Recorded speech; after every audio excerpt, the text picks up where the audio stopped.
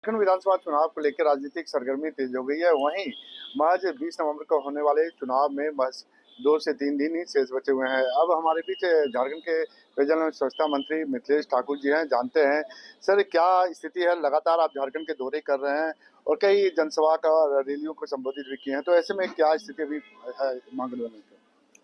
देखिए, मैं ये कहूँ तो कोई अतिशयोक्ति नहीं होगी कि जमीनी हकीकत से मुझसे ज़्यादा आप वाकिफ हैं।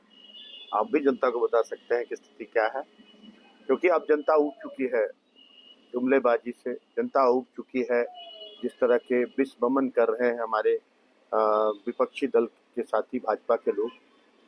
इस देश के लोकतंत्र को कमज़ोर करने की, संविधान को कमज़ोर करने की जो उनकी जो कुत्सित का प्रयास है, उससे जनता अब पूरी तरह से विमुख हो चुकी है। जनता उससे ऊब चुकी है और जनता को अब चाहिए हक अधिकार, अपने गांव टोले का विकास, अपने राज्य का विकास। और जनता अब उस मुद्दे पर वोट करेगी और आप देखेंगे कि जो हमें बांटने की कोशिश कर रहे हैं, जो विभेद पैदा करने की कोशिश कर रहे हैं, जो मंदिर मस्जिद के नाम पर, हिंदू मुस्लिम के नाम पर जनता को बरगलाने की कोशिश कर रहे हैं, उन्हें पूरी तरह से मुंह की खानी पड़ेगी। अब वोट जनता देगी मैया सम्मान योजना के लिए, किसान का जो केसीसी लोन माफी के लिए के मुद्दे पर जनता वोट देगी। बिजली बिल माफी के मुद्दे पर, बिजली फ्री के मुद्दे पर, सर्जन पेंशन के मुद्दे पर, 50 साल के जो पेंशन हमने शुरू किया उसके मुद्दे पर, और जो विकास आज पूरी तरह से ठहर गया था हमारे राज्य का, उस विकास में जो तेजी आई है, और उस मुद्दे पर जनता वोट करेगी और अपार बहुमत के साथ। सर अभी आपने कहा कि प्रजातंत्र देश में गौण हो गया है और हिटलर शाही हावी हो, आखिर ऐसा कहने पर क्यों मजबूर हो रहे हैं? देखिए, कैसे आप देख रहे हैं कैसे चुनी हुई सरकारों को अपदस्थ किया जाता है। इनके प्रकरण हर तरह के हथकंडे अपनाकर, कहीं विधायकों की खरीद फरोख्त होती है, कहीं उनको डराया धमकाया जाता है।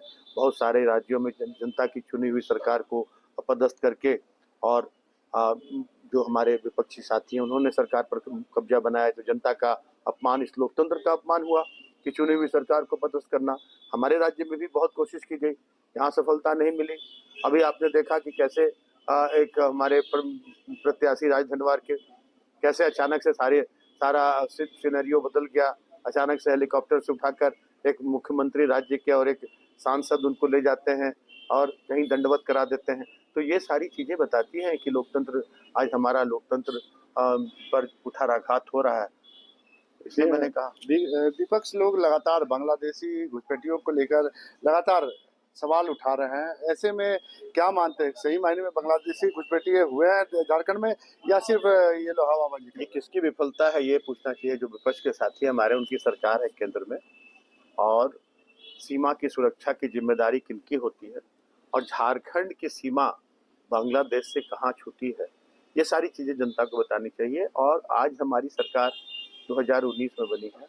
इसके ठीक पहले, आप पूरे 2000 से छोड़ दें, ठीक पहले 5 साल किसकी सरकार थी? कितने घुसपैठियों को चिन्हित किया, कितने घुसपैठियों को बाहर निकाला, इसका जवाब देना चाहिए।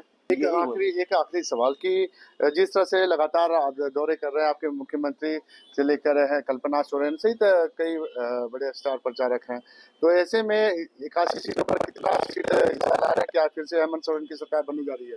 देखिए, जनता विकास के मुद्दे पर वोट कर रही है, जनता हक अधिकार के मुद्दे पर वोट कर रही है। अब जनता बंटने वाली नहीं, अब जनता पूरी तरह से एकजुट होकर और वैसे फिक्रा परस्ती ताकतों को मुंह तोड़ जवाब देने के लिए तैयार है। अगर ये मैं कहूँ तो कोई अतिशयोक्ति नहीं होगी, ये 81 के 81 सीट कहीं ना आ जाए हमारे इंडिया गठबंधन की झोली में।